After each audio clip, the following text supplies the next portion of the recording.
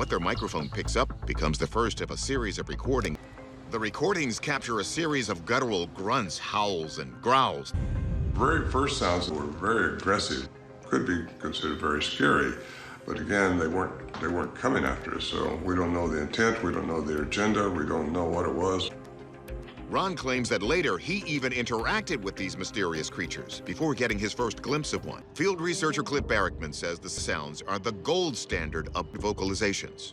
I've spoken to several witnesses that have reported this kind of sound. That says something about the authenticity of not only their sighting, but these sounds. The recordings range from guttural growls to wild whoops to something that almost sounds like language.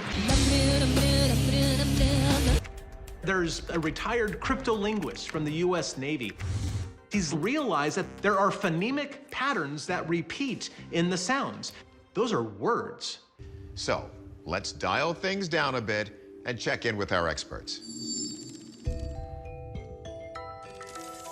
Zoologist Roxy Furman notes that whatever made these sounds is big. The sound is really loud and it's of quite a low pitch and frequency, so it travels far. So it's likely that it came from a large animal.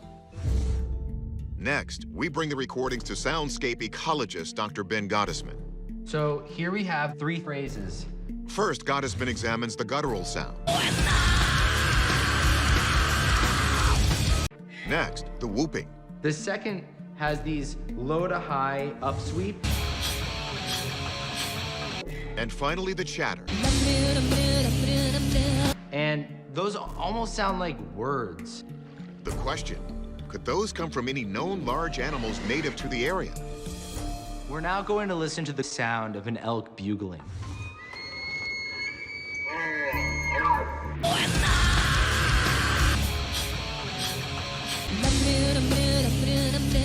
Gottesman also rules out an assortment of smaller creatures since they lacked lung capacity to create calls that loud and low. Gottesman also notices that whatever made these sounds has an enormous vocal range.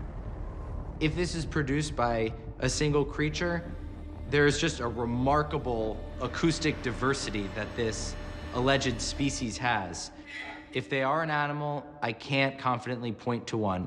So could the sounds have been made by other humans? I do not believe that it is possible for this to be human because it has a great variance of going to very high pitch down to a very low growl all within seconds. We're not capable of that without blowing out our vocal cords. The sounds recordings are legitimate.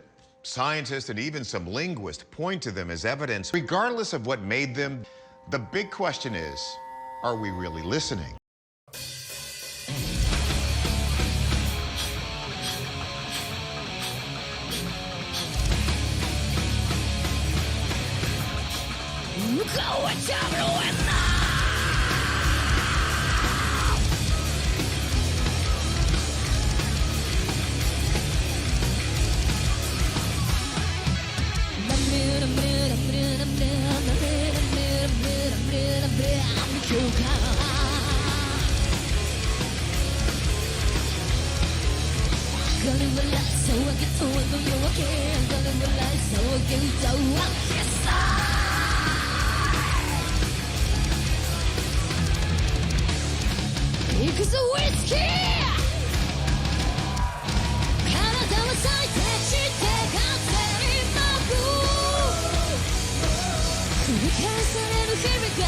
もう手放せないその手を